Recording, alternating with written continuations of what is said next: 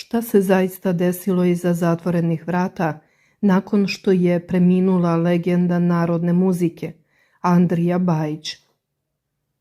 Žena koja je tek ispratila svog supruga na večni počinak dolazi na njegov grob da zapali sveću, a samo nekoliko trenutaka kasnije njeno srce jednostavno ne može da podnese teret. Šta se tačno dogodilo na novom groblju? Ostanite sa nama u narednih nekoliko minuta jer vas očekuju svi detalji. Ko je sve umešan u ove mračne igre i šta se krije iza zatvorenih vrata bolničke sobe. Ali pre svega toga obavezno lajkujte video i podelite ga sa prijateljima i poznanicima. Ostavite svoj komentar. Da li smatrate da je roditeljska imovina isključivo pravo dece ili bračni drug posle decenije i po zajedničkog života ima jednako pravo na sve? Odgovorite na ovo pitanje i ostanite do samog kraja, jer rešenje ove misterije potpuno menja sliku o svemu što ste do sada čitali u medijima. Smrt čuvenog pevača narodne muzike Andrije Bajića, koji je preminuo u 89. godini i potom sahranjen u aleji zaslužnih građana na Novom groblju u Beogradu, otvorila je Pandorinu kutiju porodičnih sukoba, emotivnih slomova i zdravstvenih kriza. Njegova supruga, pevačica Svetlana Bajić, poznatija kao Mala Cana, proživljava najteže trenutke u životu. Svetlana Bajić je prošla kroz paklenu nedelju. Samo 7 dana nakon što je svog supruga, čuvenog pevača, ispratila na večni počinak, njena sopstvena sudbina dovela je u pitanje njeno zdravlje. Emotivni kolaps nije bio samo psihički, prelio se i na telo. Sve je kulminiralo kada je pevačica obišla suprugov grob na Novom groblju, dok je stavljala sveže belo cveće kraj već svežih suza i boravila pored krsta na kome su ispisane godine rođenja i smrt njenog voljenog Andrije. Maloj Cani je naglo pozlilo. Ali krenimo redom. Iza kulisa ove tuge, kako se navodi u medijima, krije se prava bitka. Mala Cana se našla usred žestokog sukoba sa Andrijinim ćerkama. Prema njenim rečima, nakon smrti supruga došlo je do velikih nesuglasica oko imovine, a najveći kamen spoticanja bila je vikendica. Ona tvrdi da je upravo ona nagovarala Andriju da sve prepiše svojoj deci, govoreći da nema šta da traži u njihovoj kući. Ali to, čini se, nije umirilo tenzije. Najšokantniji detalji koje je otkrila tiču se incidenta u kući. Mala Cana je navodno izjavila da su je Andrijine ćerke sprečavale da uzme svoje lične stvari iz njihove zajedničke kuće. Ova situacija prerasla je u toliku frku da je, kako tvrdi, morala da pozove policiju. I sada imam problem. Ne mogu da uzmem na miru svoje stvari. Ne daju mi njegove ćerke. Kada sam htela da sahranim mog Andriju, nisam mogla da se setim koju veličinu odela nosi, da mu kupim. Znam da tamo ima prelepa odela, cipele, kravate, sve. Onda sam ja otišla tamo. Oni to nisu hteli da mi daju. Onda sam morala da zovem policiju, izjavila je Cana, otkrivajući dubinu podele unutar porodice. Dodatni pečat ovoj porodičnoj drami daje i informacija o umrlici. Kada je upitana zašto Andrijine ćerke nisu potpisane na očevoj umrlici među ožalošćenima, Cana je odgovorila da je to bio njihov izbor. Zato što nisu htele. Verujte da ne znam zašto. Ja sam igrom slučajeva. One su jednostavno rekle da ne žele da njihovo ime bude upisano na umrlici, rekla je ona. Ovaj detalj govori o dubini raskola, koji prema rečima Cane mučio Andriju iza života. U sred ove tišine i bola usledio je udarac i sa strane koga je smatrala prijateljem. Pevač Era Ojdanić, dugogodišnji prijatelj pokojnog Andrije Bajića, izneo je javno određene optužbe na račun ceremonije sahrane, koje su dodatno uzburkale duhove. Kako mediji prenose, Era je kritikovao Canu zbog toga što je od sveštenika tražila 2 žita i 2 panaije. Era je izjavio da je zbog toga prekinuo kontakt sa njom, što je izazvalo lavinu reakcija. Mala Cana nije ostala dužna. U svom obraćanju odlučila je da demantuje njegove navode i uzvratila oštrim rečima. Nemam šta da kažem i da mu uputim. Treba da ga bude sramota i da se Boga boji.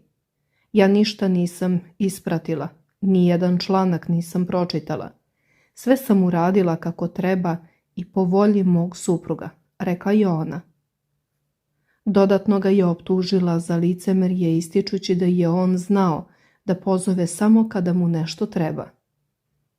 Cana je otkrila i detalje telefonskog razgovora koji je vodila sa Erom dan pred sahranu, gde mu je postavila direktna pitanja o njihovom odnosu.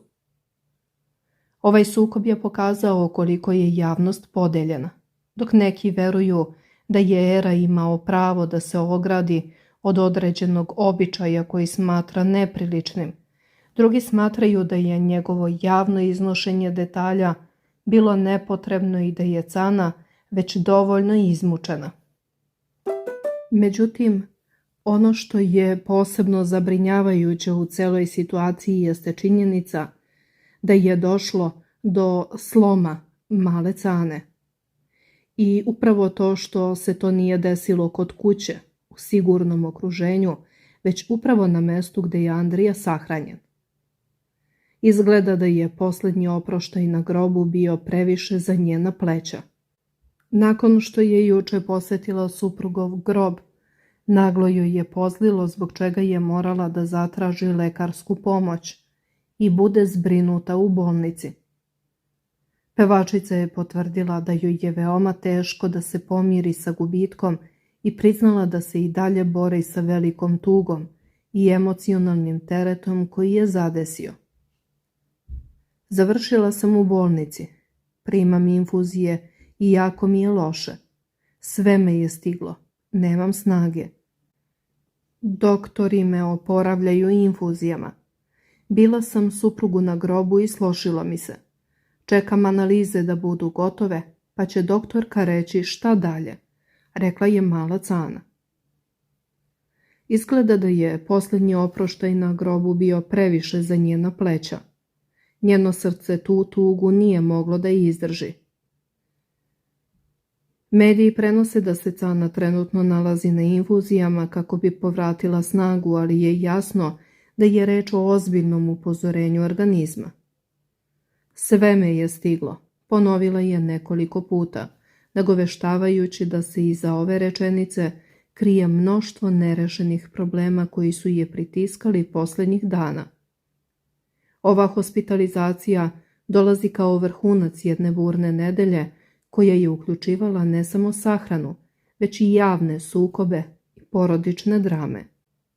Da bismo razumeli ovu dramu, moramo se vratiti nekoliko godina unazad. Mala Cana je sa Andrijom Bajićem provela 15 godina u emotivnoj vezi, od čega mnogo godina u braku. Javnost je često komentarisala veliku razliku u godinama. Andrija je imao 89 u trenutku smrti, dok je Cana rođena 1980. godine. Međutim, svi koji su ih poznavali svedoče o velikoj ljubavi i poštovanju. Kada je Andrija otišao, Cana je ostala sama da se nosi ne samo sa tugom, već i sa birokratskim i porodičnim problemima. Ona je tvrdila da joj materijalne stvari nikada nisu bile prioritet i da se upravo ona zalagala za to da se imovina prepiše deci, kako bi izbjegla bilo kakve sukobe. Međutim, njena ogorčenost zbog nemogućnosti da uzme svoje stvari i činjenica da njene suze na grobu nisu ublažile tenzije, govori o tome da je ovaj sukob daleko dublji od pukog novca. Uprkos svim problemima, mala Cana ne prestaje da posećuje grob svog supruga. Na društvenim mrežama osvanula je njena potresna fotografija sa groblja. Na slici se vidi krst pored groba sa ispisanim imenom pokojnog pevača, prekriven svežim cvećem koji je ona donela. Uz sliku napisala je poruku koja je dirnula mnoge pratioce. Nedostaješ mi, živote moj, milo moje. Neka mi te anđeli čuvaju, a Bog podari carstvo nebesko. Uvek ću biti tu uz tebe. Volite, tvoja Cana. Ova objava uprkos bolu pokazuje njenu posvećenost i ljubav. Iako su mediji puni naslova o svađama oko nasledstva i sukoba sa decom, Cana na svom profilu pokazuje samo jedno, da je ljubav prema Andriji jača od svega. Fanovi su joj u velikom broju uputili reči podrške, ističući da je ona ta koja ga jedina posećuje i odaje mu počast. Pored svih ovih dešavanja, mediji su objavili i astrološku analizu natalne karte male Cane. Rođena 31. avgusta 1980. godine, prema tumačenju astrologa, Cana je osoba koja u ljubavi traži sigurnost, odanost i duboku povezanost. Položaj Venere u Raku i Marsa u Škorpiji ukazuje na osobu koja ne trpi površne odnose i koja je spremna na ogromne žrtve za one koje voli. Međutim, interesantno je da se u astrološkoj prognozi pominje i da bi je na jesen sledeće godine mogla očekivati nova ljubav. Iako su ovo samo spekulacije, ovaj podatak izazvao je dodatnu pažnju javnosti jer pokazuje da postoji i nada za novi početak, čak i nakon ovako teškog perioda. Za sada Cana je fokusirana isključivo na svoj oporavak i odavanje počasti pokojnom suprugu. Da je ostavinska rasprava kod notara postala glavno poprište sukoba potvrđuju i navodi o borbi oko imovine, gde je najveći kamen spoticanja bila upravo vikendica. Pod pritiskom tenzija mala Cana je odlučila da napusti zajednički dom i privremeno se preseli kod svoje kume. Naglašava da nije bila zainteresovana za njegovu imovinu i da je još za života nagovarala supruga da sve prepiše svojoj deci, govoreći da nema šta da traži u njihovoj kući i da joj materijalne stvari nikada nisu bile prioritet, ističući da je Andrija bio izuzetno potresen porodičnim nesuglasicama dok je bio živ. Dok se javnost deli na one koji smatraju da nije trebalo da učestvuje u ostavinskim postupcima i one koji podsjećaju da je 15 godina negovala i pazila Andriju tokom bolesti, Cana na društvenim mrežama nastavlja da deli emotivne poruke posvećene pokojnom mužu. Tuga koja je zadesila malu Canu nije samo duboka emocionalna rana. Ona je, kako se čini, nanela ozbiljan udarac njenom fizičkom zdravlju. Kako prenose iz njenog okruženja, ona se oporavlja, a ovo nije prvi put da se pevačica suočava sa zdravstvenim krizama. Iako je u stabilnom stanju i još uvek je na ispitivanjima i trudi se da ostane pozitivna, ali je očito da je organizam konačno popustio pod teretom tuge i stresa. Dodatan sloj ovoj drami daje i činjenica da se već 3 godine bori sa misterioznom promenom na koži, koja je, kako je sama izjavila, počela kao mala ogrebotina, a onda se proširila izazivajući svrabi i nelagodu.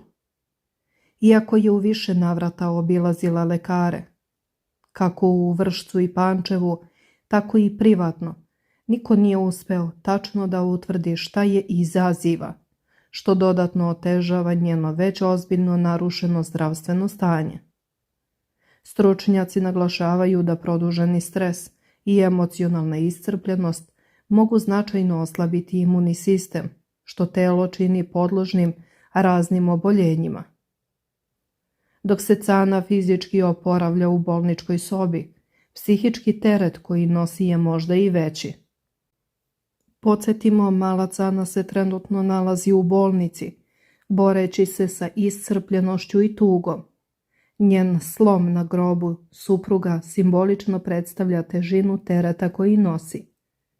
Iako je okružena skandalima, podeljenom javnošću i porodičnim ratovima, ona ostaje uporno u svojoj ljubavi prema Andriji.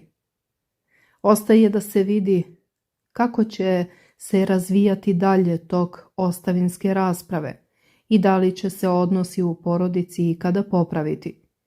Jedno je sigurno, mala Cana je dokazala da je spremna da se bori kako za svoje zdravlje, tako i za dostojanstvo svog pokojnog supruga.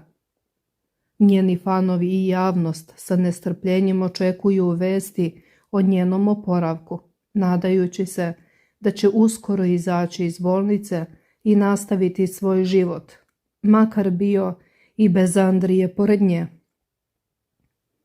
Ono što mi ovdje vidimo nije samo priča o smrti, već o snazi žene koja odbija da bude slomljena, čak i kada je svet protiv nje.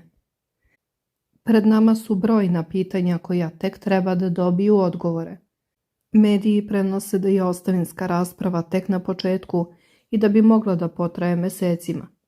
Vikendica, stanovi i kuća u Devojačkom bunaru, sve je to predmet spora koji tek treba da se reši pred notarom.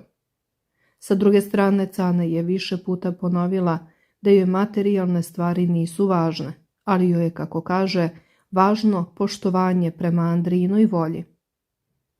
Što se tiče njenog zdravlja, lekari su optimistični, ali oprezni.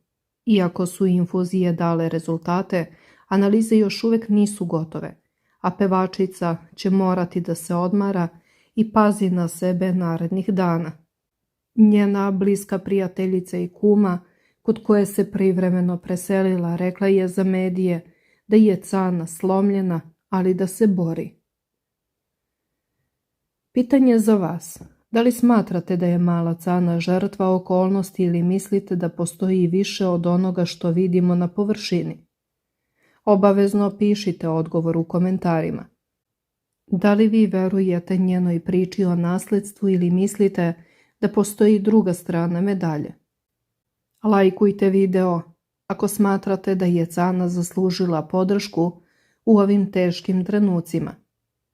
Podelite video sa prijateljima, neka što više ljudi čuje ovu priču i neka sami procene gde je istina. Znamo da ovakve teme izazivaju različite reakcije i želimo da čujemo sve strane priče. Koji je vaš stav? Hvala vam što ste ostali do kraja. Vidimo se u sljedećem videu. Veliki pozdrav!